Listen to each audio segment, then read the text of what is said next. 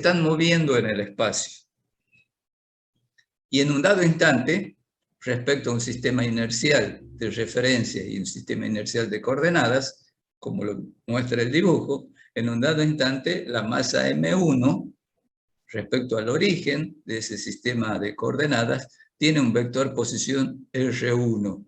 La masa M2 tiene un vector posición R2 y la masa M3 tiene un vector posición R3. Insisto, por simplicidad, consideramos tan solo 3 masas, pero lo que diga es válido para un número n, 10, 20, 100, n partículas.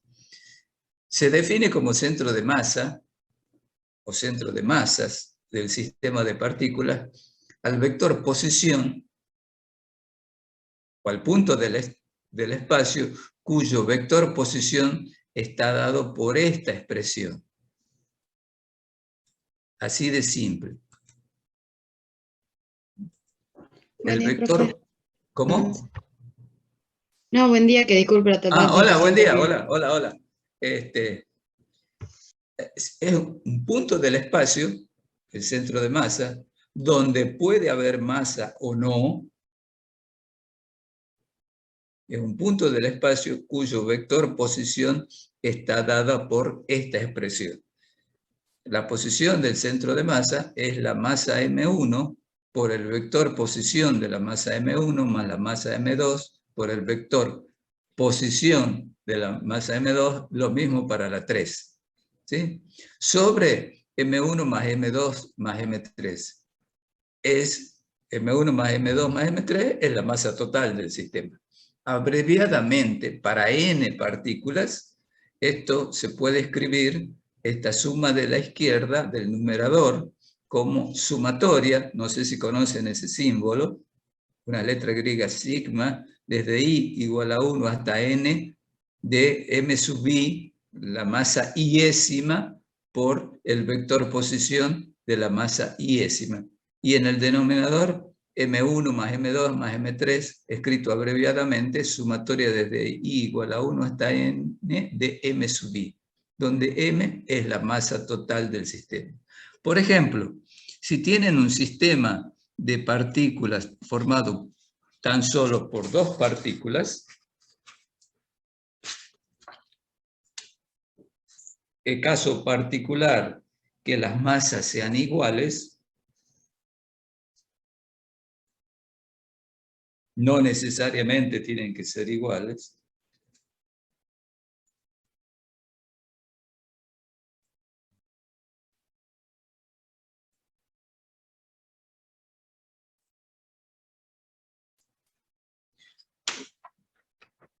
Una masa que tenga un vector posición 0, esté en el origen de coordenadas, de un sistema de coordenadas XY, la otra masa igual esté con una coordenada X que vale D, está sobre el eje X, se encuentra que el centro de masa de ese sistema de partículas es equidistante a las 2 masas. O sea, se puede encontrar que el vector posición del centro de masa es equidistante a las 2 partículas respecto al origen de coordenadas. Ese sería el vector posición y como del centro de masa, y como pueden ver, no hay masa en el centro de masa. No necesariamente hay masa en el centro de masa del sistema de partículas. ¿Está bien? ¿Está claro? Bien, como el vector posición es justamente un vector, en general tendrá componentes X y Z, como cualquier vector. La componente X del vector posición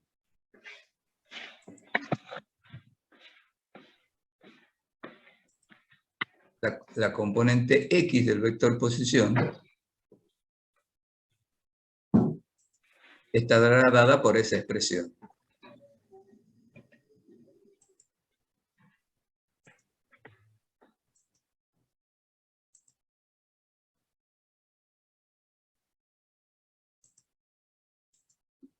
Es decir, sumatoria desde i igual a 1 hasta n para n partículas de la masa iésima por la coordenada x de esa masa iésima cualquiera sobre la masa total. Lo mismo para la componente i y lo mismo para la componente z del vector posición. Conceptualmente, el vector posición es la posición promedio ponderada del sistema de partículas, de la masa del sistema de partículas. En otras palabras, el centro de masa va a estar más cerca de la partícula que tenga mayor masa. Si ustedes consideran como un sistema de partículas la Tierra y el Sol, un sistema formado tan solo por dos partículas, dos masas, que los vamos a considerar como partículas, el centro de masa de ese sistema de partículas está en el Sol. ¿Por qué? Porque la masa del Sol es mucho mayor que la masa de la Tierra. ¿De acuerdo? ¿Preguntas hasta ahí? Entonces, por ahora es un punto del espacio, el centro de masa, o centro de masas de un sistema de partículas, cuya posición está dada por esa expresión. Profe, o sea que en el ejemplo que nos dio recién usted, que quedaba en el medio, sería como que las dos partículas tienen la misma masa. Estoy dando la situación de la misma masa. Son iguales las masas. Una masa, si me permiten,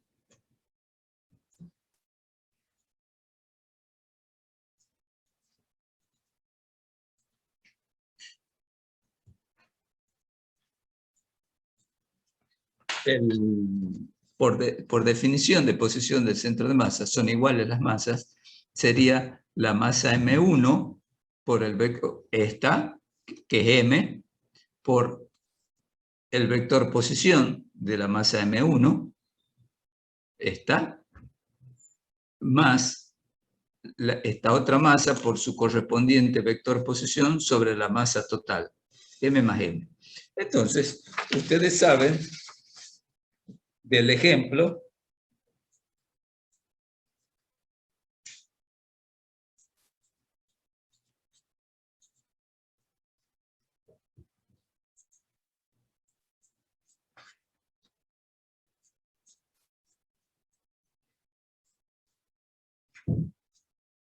¿sí?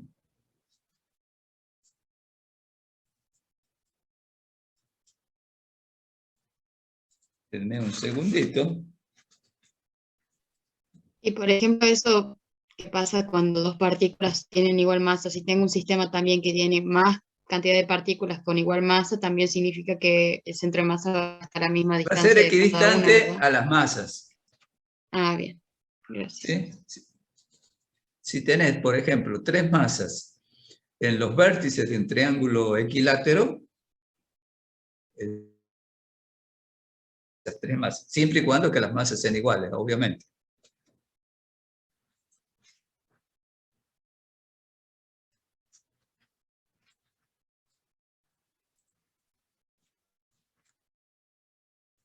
Observen, es un ejemplo sencillo, pero para qué. Una masa M en el origen de coordenada. Su vector posición, en términos de componentes, vale esto, 0, 0. La otra masa está sobre el eje X, tiene componente X que vale D y componente Y que vale 0. ¿Está bien? La coordenada X del centro de masa será M, M1, en este caso vale M, por la coordenada X de M, 0, más la otra masa por la coordenada X de la otra masa, que vale D, sobre la masa total. M por 0, 0, me queda MD sobre 2M, la masa total del sistema, cancelo las masas y me queda D sobre 2. Vamos a la coordenada Y. La masa esta por la coordenada Y correspondiente vale 0, más la masa esta por la coordenada Y correspondiente vale 0, sobre 2m, la componente I de posición del centro de masa vale 0. Entonces, ¿dónde está el centro de masa? En este caso simple, equidistante a las dos masas. Como les decía, en un caso de 3 masas o 4 masas que forman, por ejemplo, estén en los vértices de un cuadrado, si Profesor, las sería de alguna masas... manera como el punto de equilibrio digamos. No sé si llamarle punto de equilibrio, equidistante. Claro, pero hagamos de cuenta que una masa es más grande que la otra, es como Bueno, ya en donde sí se hay debería cambio. apoyar, digamos, para poder, para que quede en equilibrio, digamos. En el caso de un cuadrado, por ejemplo, el centro de masa está acá, no hay masa en el centro de masa. Es equidistante a las 4 masas. Está, si el cuadrado, bueno, acá aparece un rectángulo, estoy refiriendo a un cuadrado. Cuadrado del lado A es equidistante a las 4 masas. Lo mismo es válido para un triángulo equilátero. Insisto, sí. A ver.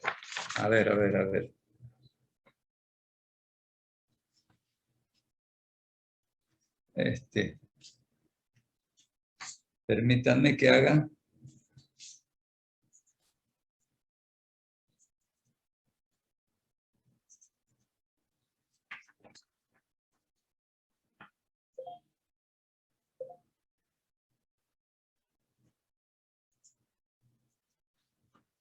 Este sería, le cambio, este le llamo M1, esta le llamo M2, y el caso particular que M1 sea igual a M2, M. Tengo las coordenadas X e Y de la posición del centro de masa, equidistante a las dos masas.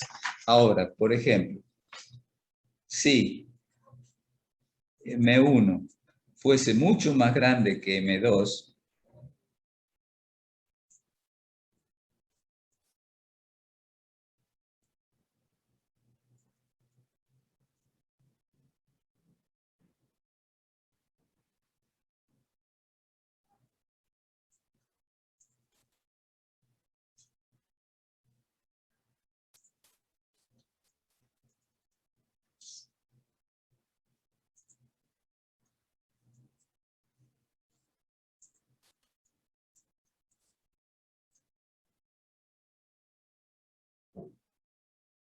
por ejemplo, M1 fuese mucho más grande que M2, a ver si lo ven matemáticamente.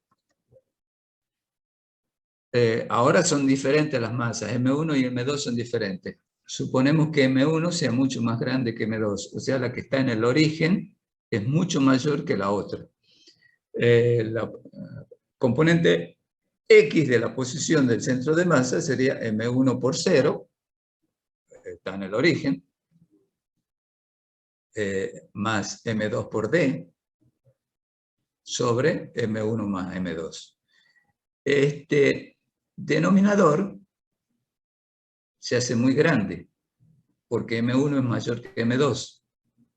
Este cociente de M2 sobre 1 más M2 se hace chiquitito.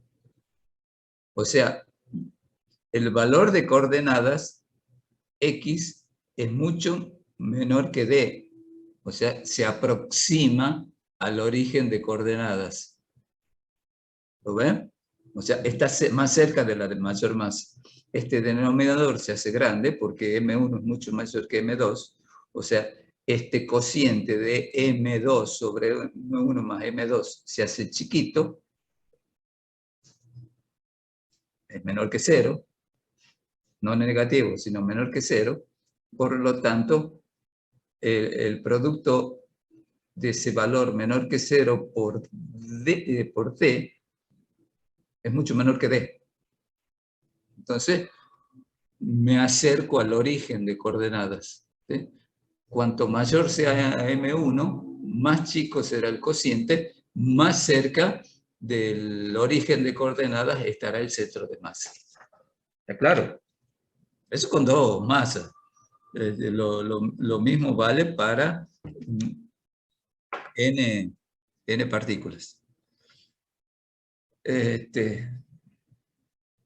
¿Está bien? Bueno, supongamos ahora, esto era una foto, en un dado instante tenían cada masa su vector posición, pero se están moviendo. Entonces, en ese instante no están representados, cada partícula tiene su correspondiente velocidad respecto a ese sistema inercial de coordenadas, ¿sí? Al sistema S. M1, que tenga una velocidad V1, M2, que tenga una velocidad V2, y M3, que tenga una velocidad V3. Y así sucede. Como caso particular, podría ser que V2 sea 0, pero es un caso particular, una situación particular. Y supongamos que además actúan fuerzas interiores y exteriores al sistema de partículas. No sé si lo ven bien al dibujo. F3. Sí, profe. F3 es una fuerza exterior que la hace una cuarta partícula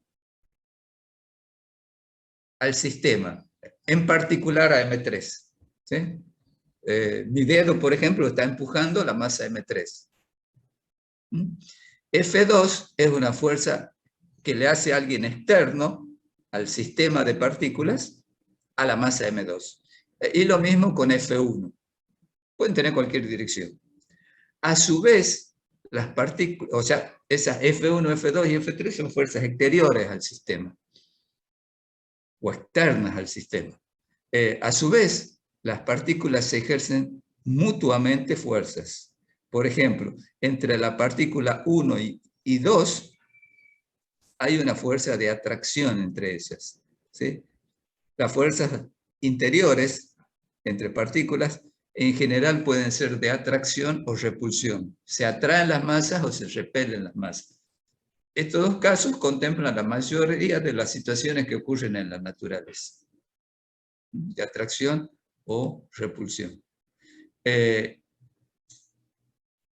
No es exacto, contexto, Tomás, no es exactamente lo mismo, pero son prácticamente coincidentes. Son prácticamente coincidentes el centro de gravedad y el centro de masa. No es exactamente lo mismo. Después les puedo explicar qué es el centro de gravedad, por ahora el centro de masa. ¿De dónde provienen esas fuerzas? Son las que se ejercen mutuamente las partículas. Son fuerzas que están en la naturaleza. La fuerza de atracción existe entre dos cuerpos, nada más que es pequeño, pero existe. Si ustedes pudiesen aislar dos cuerpos en el espacio, se atraen mutuamente. ¿Por qué? Porque hay una fuerza de atracción entre dos cuerpos. Por ejemplo, la fuerza de atracción conocida por nosotros es la fuerza peso. ¿Sí? Si consideramos la Luna y la Tierra, entre esos dos cuerpos hay una fuerza de atracción. Pero obviamente no están aislados, está el Sol, etcétera, etcétera. En el caso de, sí, ya Lucas es la unidad 5. En el caso de partículas cargadas, las fuerzas pueden ser de atracción o de repulsión. No atractivas, no digan atractivas ni repulsivas, sino de atracción o repulsión. Entonces, volviendo, entre M1 y M2, ¿sí? Que estoy marcando ahí con el cursor. M2 le hace una fuerza de atracción a M1, F1,2, y de acuerdo a la tercera ley de Newton, si 2 le hace a 1 una fuerza, 1 le hace a 2 una fuerza igual y de sentido contrario, que está marcado ahí. ¿Está bien? Entre 2 y 3 hay una fuerza de atracción. 2 le hace a 3 una fuerza, 3 le hace a 2 una fuerza igual y de sentido contrario. Tercera ley de Newton está marcada ahí. Y entre 1 y 3 hay una fuerza de atracción. La partícula 1 de masa M1 le hace a 3 una fuerza F3,1, de acuerdo a la tercera ley de Newton. Si 1 le hace a 3, 3 le hace a 1, una fuerza igual y de sentido contrario. ¿Está claro? Esas son las fuerzas interiores. Y F1 y F2 y F3 son fuerzas exteriores. Como caso particular también podría ser que sobre la partícula 2 de masa M2 no actúan fuerzas exteriores. Que F2 sea 0. Como caso particular. Pero en general, como les digo, actuarán fuerzas exteriores. Podría darse el caso que no actúen fuerzas exteriores, pero en general sí van a actuar fuerzas exteriores sobre el sistema de partículas. Ustedes establecen el sistema de partículas y todos los cuerpos ajenos a ese sistema de partículas le ejercerían en general fuerzas exteriores. Bueno, si las partículas se están moviendo, tienen distintas velocidades, en general el centro de masa se estará moviendo. Digo en general. Profesor, perdón, Sí, ¿no?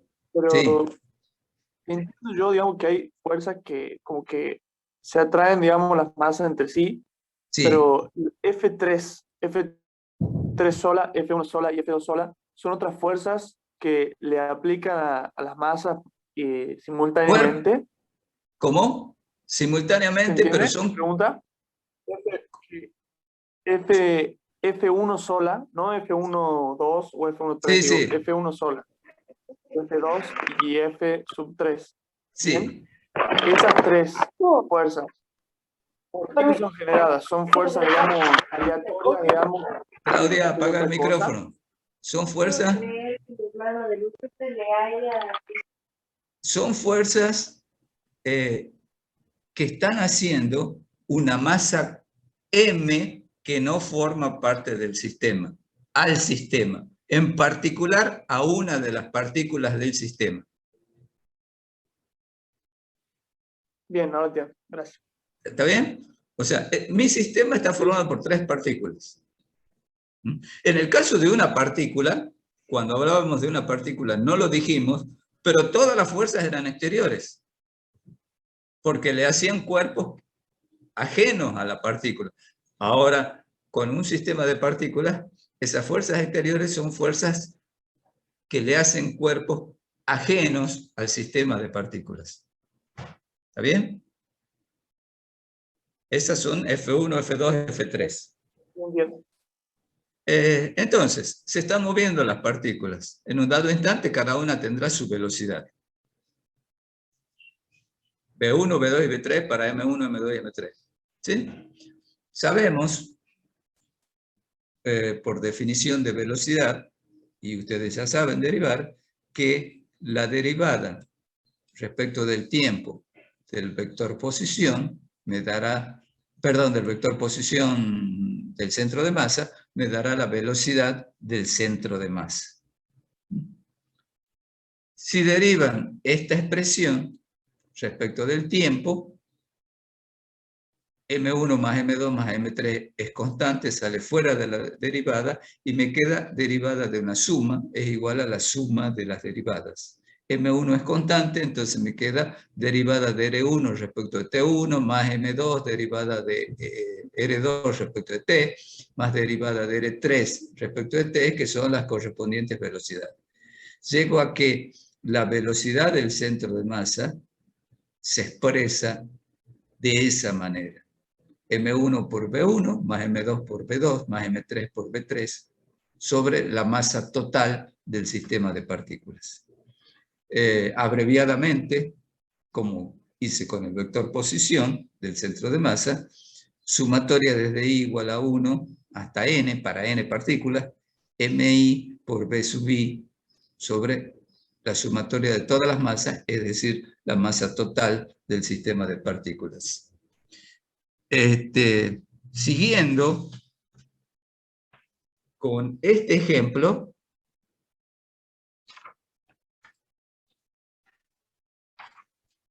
si me permiten dibujar, supongamos que las dos masas sean iguales.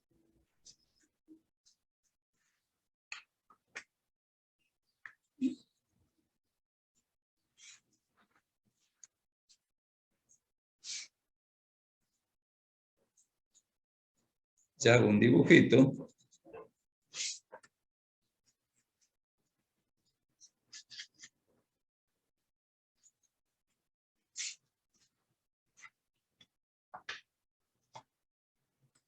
Es un dibujito.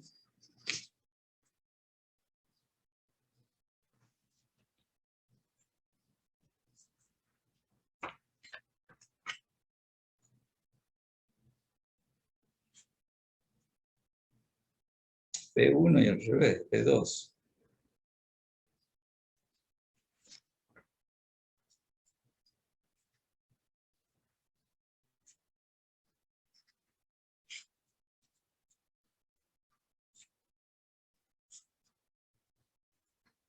Un segundito.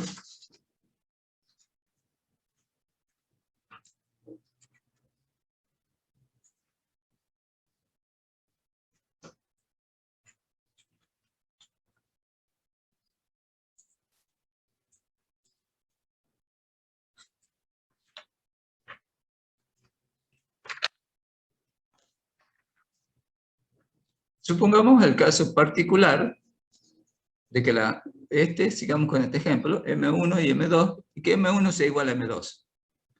Y esa masa iguales le llamo N. Y que las partículas tengan velocidad de igual módulo, pero sentido contrario. En un dado instante, M1 se está moviendo hacia la derecha, perdón, hacia la izquierda, M2 se está moviendo hacia la derecha. Tienen igual rapidez, módulo de la velocidad. Pero el vector velocidad es de sentido contrario. ¿Está bien? Entonces, ¿cuánto vale la velocidad del centro de masas? De acuerdo a la definición, m1 por el vector velocidad v1 más m2 por el vector velocidad 2. ¿Sí? Bueno, acá lo he puesto al revés, pero ¿qué pasa con m1? Tiene una velocidad negativa. Entonces, como son colineales, debo respetar el signo. Entonces me queda con una velocidad del centro de masa igual a 0. El centro de masa está en reposo. Es decir, no siempre el centro de masa se estará moviendo. Puede darse el caso que el centro de masa esté en reposo. Como en este ejemplo particular. El centro de masa está en el medio, las dos partículas se están moviendo y el centro de masa seguirá en ese punto y seguirá siendo equidistante a las dos partículas. ¿Sí? Estaba en el centro de masa en d sobre 2, si esta se mueve 1 metro para este lado, como tienen la misma rapidez, esta se mueve 1 metro para el otro lado, el centro de masa sigue siendo equidistante. ¿Está claro? Bueno, ese es un ejemplo particular sencillo de la situación. Entonces, definimos el vector posición del centro de masa, lo definimos de esta manera, derivando esa expresión, obtenemos la velocidad del centro de masa. Y derivaremos nuevamente y obtendremos la aceleración. Observen una cosita en esta expresión. M1 por V1, por definición, es la cantidad de movimiento de la partícula de masa M1. M2 por V2 es la cantidad de movimiento, masa por velocidad, recuerden, lineal, de la partícula de masa M2. Lo mismo para 3. Lo mismo para 4, para 5, etcétera, etcétera. Entonces, este numerador es la suma de las cantidades de movimiento del sistema. P sub 1 más P sub 2 más P sub 3 es la cantidad de movimiento total del sistema. El P del sistema. M1 por V1 es la cantidad de movimiento lineal de la partícula 1. M2 por V2 es la cantidad de movimiento lineal de la partícula 2. Lo mismo para 3. Si sumo P sub 1, este primer sumando, más P sub 2, más P sub 3, es el P del sistema. La cantidad de movimiento lineal del sistema de partículas. O cantidad de movimiento total del sistema. Entonces, la velocidad del centro de masa es igual al P del sistema sobre la masa total. O en otras palabras, despejando, el P del sistema es la masa total del sistema de partículas por la velocidad del centro de masa. Esto nos permite suponer, pensar, que al P del sistema de partículas lo podríamos calcular como si hubiese una masa mt ubicada en el centro de masa y que se mueve con una velocidad igual a la del centro de masa. ¿Ven? O sea, tenemos 10, 20 partículas, cada una tiene su cantidad de movimiento lineal en cualquier dirección y en cualquier sentido. En vez de calcular la suma de las cantidades de movimiento lineal, el P total, el P del sistema, el P total del sistema, podríamos tomar la masa total del sistema, ver con qué velocidad o determinar con qué velocidad se está moviendo el centro de masa y calcular la masa total por la velocidad del centro de masa, y eso sería equivalente a la suma de todos los P. ¿Entienden? Entonces, eso nos permite suponer o pensar como un particulón, no una partícula, un particulón de masa mt, la masa total del sistema, o reemplazar el sistema de partículas por un particulón, una partícula gigantesca de masa mt que se mueve con velocidad igual a la del centro de masa. ¿Está bien? Bueno,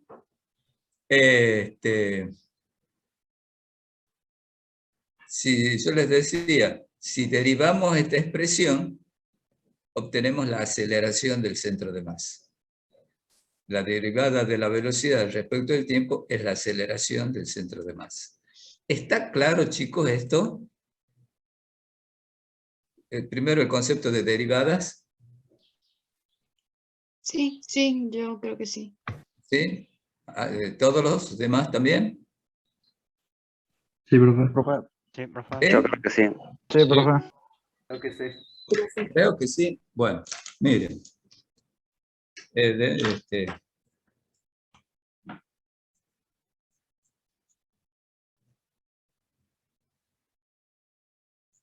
Denme un segundo.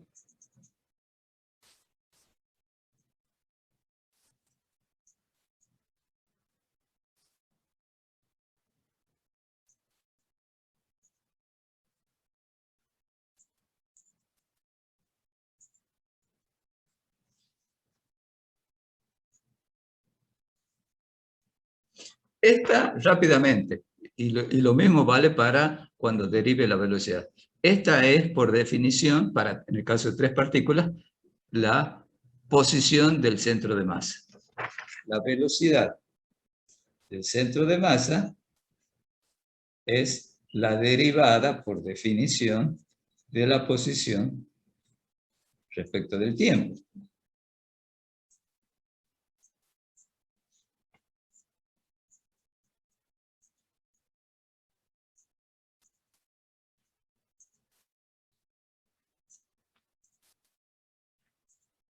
Denme un segundo.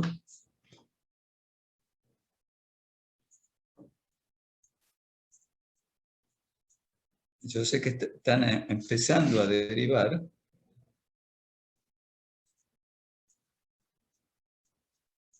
Así que tal vez le cueste un poco más.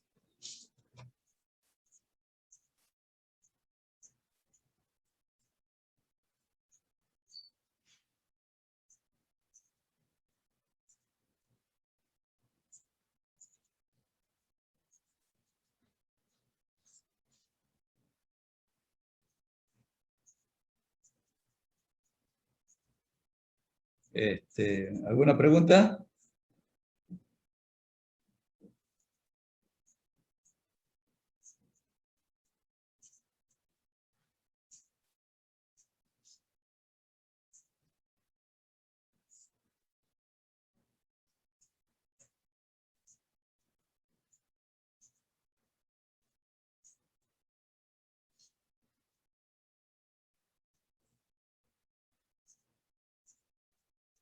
Profe, ¿qué pasaría si el particular este que usted había nombrado estuviera hecho en un sistema un sistema de masas que tuvieran, bueno, tres masas distintas, todas con direcciones opuestas y que se estuvieran, por así decirlo, alejando?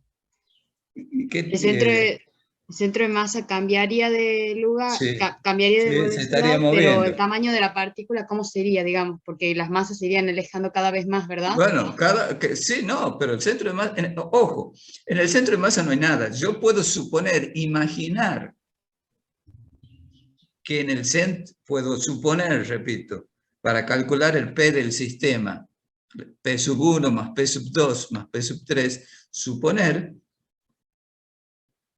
que en el centro de masa está la masa total del sistema, cosa que no es cierto, y que se mueve con una velocidad Bcn.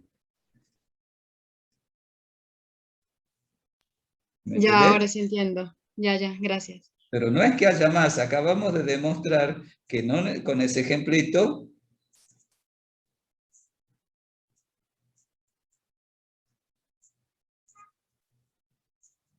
que no necesariamente hay más. Bueno, rápidamente, a partir de la posición del centro de masa para tres partículas, la velocidad. A ver si lo ven. Esta es la posición del centro de masa por definición. Definimos que la posición del centro de masa va a ser esta. La velocidad del centro de masa, por definición, es la derivada de la posición respecto del tiempo. Es decir, la derivada respecto del tiempo del vector posición. M1 más M2 más M3, la masa total del sistema es constante, puede salir fuera de la derivada y me queda derivada respecto del tiempo de M1 R1 más M2 R2 más M3 R3. La derivada de una suma es igual a la suma de las derivadas. Queda fuera M1 1 sobre M1 más M2 más M3, derivada respecto al tiempo de M1 por R1 más derivada del tiempo derivada respecto al tiempo de M2 por R2 más etcétera, etcétera. Sigue afuera 1 sobre la masa total. Como M1 es constante, sale fuera de la derivada y me queda M1 por la derivada de R1 respecto a T. M2 es constante, sale fuera de la derivada y me queda derivada de R2 respecto de T. ¿Sí? Más lo mismo para la partícula 3. Pero por definición, esta derivada de la posición respecto al tiempo es la velocidad de la partícula 1. Esta otra derivada de la partícula 2. Entonces, lo mismo para la partícula 3. ¿Qué me queda en el numerador? M1V1 más M2V2 más M3V3 sobre M1 más M2 más M3. ¿Qué es lo que está marcado ahí ahora con verde? ¿Está? Sí. Abreviadamente, Sí, profe, está un poquito más claro. ¿está claro? Bueno, me alegro. Abreviadamente escribo la segunda parte de esa igualdad. Bien, donde, como ustedes saben, M1V1 es la cantidad de movimiento lineal de la partícula 1, este primer sumando, el segundo sumando para la partícula 2, etcétera, etcétera. Es decir, ese numerador es la suma de todos los P, es el P del sistema. P sub 1 más P sub 2 más P3, etcétera, etcétera, es el P del sistema. Entonces puedo escribir el P del sistema de esa manera. Puedo suponer que la partícula que el sistema de partículas lo podría reemplazar por una partícula de masa mt, la masa total del sistema, que se mueve con una velocidad v igual a la del centro de masa.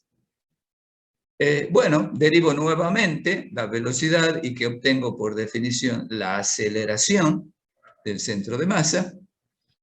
Hago el mismo razonamiento que hice para que este, nada más que en vez de posiciones van velocidades, y la derivada de la velocidad respecto del tiempo es la aceleración de la partícula 1, entonces me queda m1 por a1 más m2 por a2 más m3 por a3, etcétera, etcétera, en el caso de mayor cantidad. Abreviadamente, la sumatoria de I igual a 1 hasta n de la masa iésima por la aceleración iésima sobre la masa total. Pero por la segunda ley de Newton, sabemos, vuelvo un poquito más arriba, observen las fuerzas que actúan sobre la partícula 1. Actúan la fuerza F1 externa, la fuerza F1,2 que le hace la partícula 2 y la fuerza 1,3 que le hace la partícula 3. Entonces, para la partícula 1, fuerza neta igual a masa por aceleración. Lo mismo para la partícula 2 y lo mismo para la partícula 3. Por ejemplo, para la partícula 3, ¿qué fuerzas están actuando sobre esa partícula? Interiores y exteriores también. La exterior es F3, las interiores 3,1, 3,2. Pero recuerde que son acción y reacción. Entonces, para cada partícula, masa por aceleración, la segunda ley de Newton,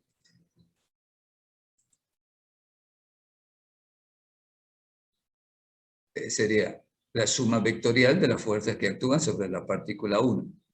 Fuerza neta, F1 más 1,2 más 1,3, igual a masa por aceleración. Algo similar para la 2, fuerza neta que actúa sobre la partícula 2, igual a masa por aceleración de la partícula 2, y lo mismo para la partícula 3. ¿Sí? Como M1 por A1 es F1 más F1,2 más F1,3, en vez de poner M1 por A1, pongo la suma de fuerzas. Lo mismo para 2, la suma de fuerzas, y lo mismo para 3, la suma de fuerzas. Y llego a esto.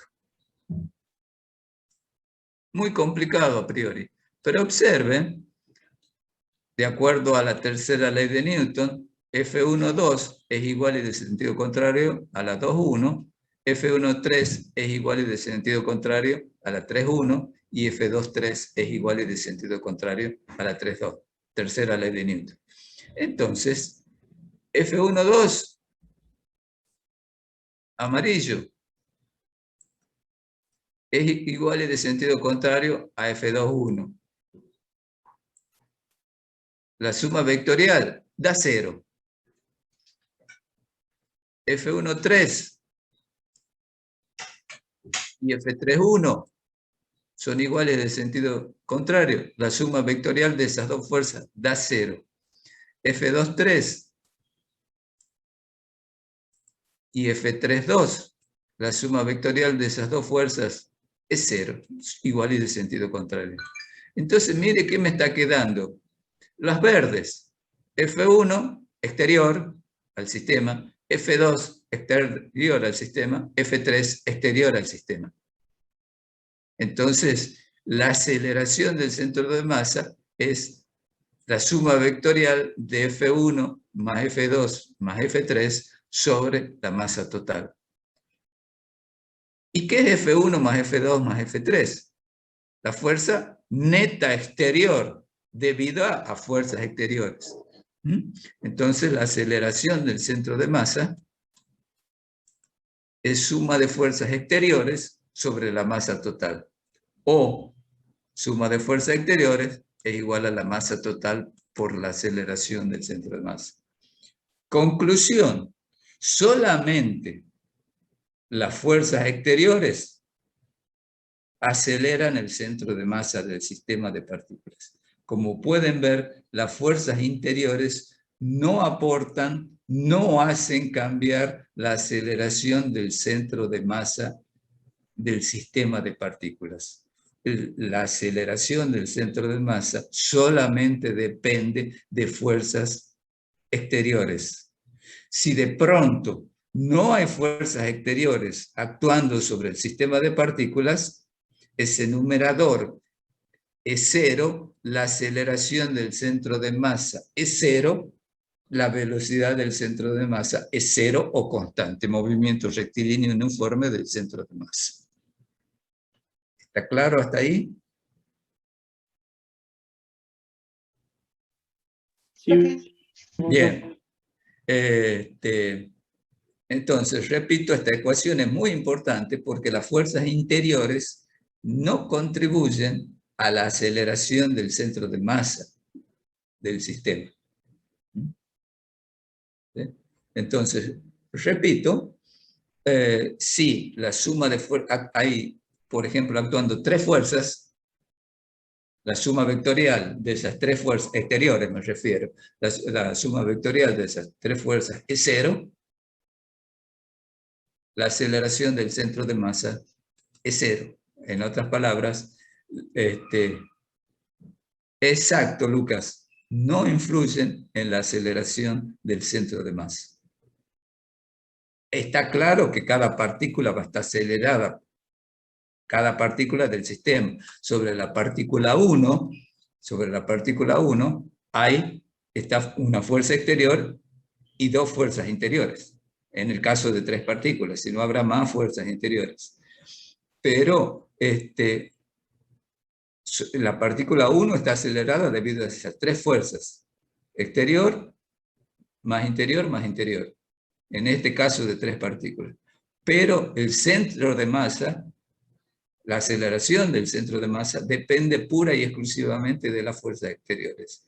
Si la suma vectorial de F1 más F2 más F3 fuese cero,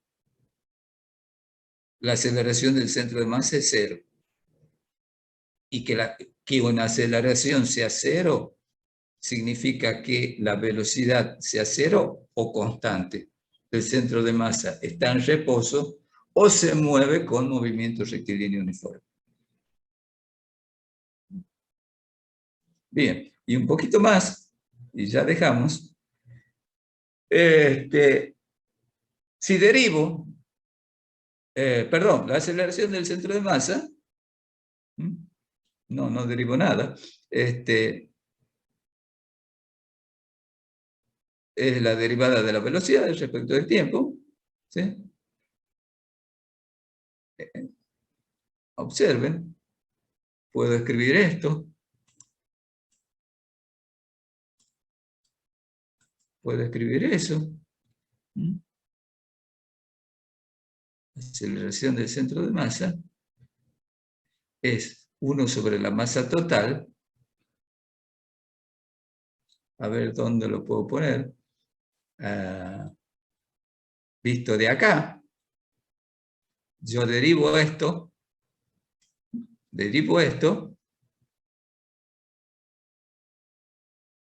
con otro color, con amarillo, derivo la velocidad del centro de masa, que obtengo la aceleración del centro de masa, y llego a que, bueno, esto es la masa total, sale fuera, sería la derivada respecto del tiempo de P sub 1 más derivada respecto del tiempo de P sub 2, es decir, no saco la masa afuera, sé que es constante, pero no la saco, sería la derivada análogamente a esto, pero con velocidades, sería la derivada, si en vez de posición tuviésemos velocidades, sería la derivada respecto al tiempo de P1 más derivada respecto al tiempo de P sub 2, etc.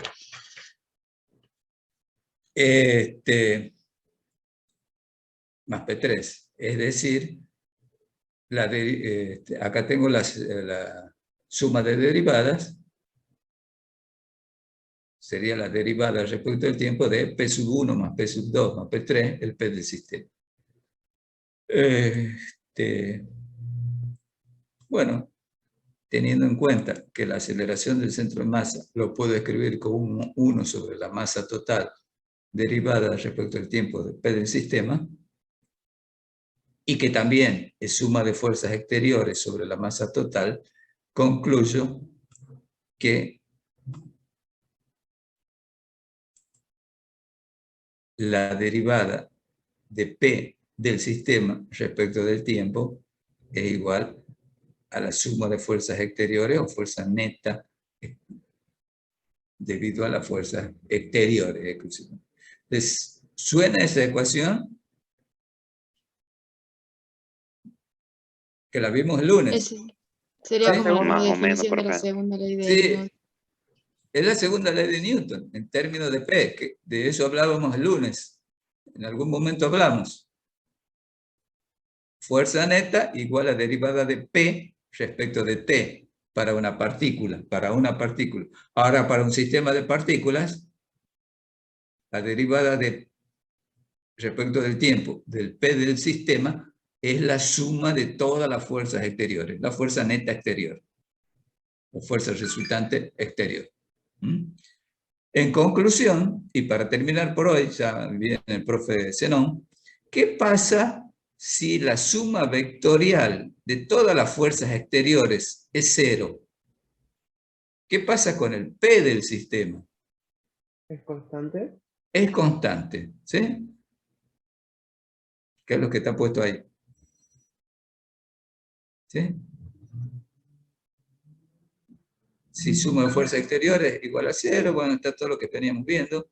El centro de masa se mueve con movimiento rectilíneo o está en reposo. Si la suma de todas las fuerzas exteriores es 0, el P del sistema será constante. El P del sistema, no de la partícula 1, no de la partícula 2, no de la partícula 3, sino del sistema. Y dejamos por hoy.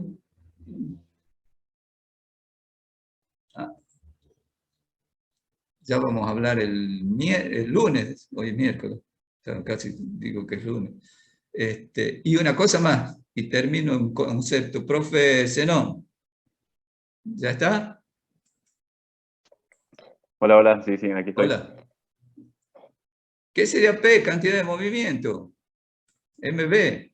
Nada más que ahora, el P del sistema sería la cantidad de movimiento de la partícula 1, M1V1, más M2V2, más M3V3. El P del sistema es la suma de las cantidades de movimiento de cada una de las partículas, o de todas las partículas, que forman parte del sistema. Ahí puse. M1V1 más M2V2 más M3V3, ya te dejo, Zenón, es sobre la masa total, es la definición de velocidad del centro de masa. Este primer sumando del numerador es la cantidad de movimiento lineal de la partícula 1. El segundo sumando para la partícula 2. El tercero para la partícula 3. Esta suma es la suma de todas las cantidades de movimiento. Es decir, el P del sistema. ¿Está claro? Entonces, y termino ya. Decimos que un sistema está aislado cuando no actúan fuerzas exteriores. No es que la sumatoria sea 0. Cuando no hay fuerzas exteriores actuando sobre el sistema. Esa es la característica de un sistema de partículas, obviamente, aislado. Cuando no hay fuerzas exteriores actuando sobre el sistema de partículas, el P del sistema es constante. También será constante cuando la suma vectorial de fuerzas sea 0. En cualquier situación. Pero definimos como sistema aislado, sistema de partículas, un sistema de partículas es aislado cuando sobre el sistema no actúan fuerzas exteriores. que no es lo mismo que decir que la suma de fuerzas exteriores es cero. Quedan con el profe Zenón. Había un alumno que no ha venido el lunes, no estuvo en clase el lunes, entonces ahora van a ver una aplicación de eso que se veía el lunes. Creo que te puede ayudar con el profe Zenón. Y nosotros, chicos,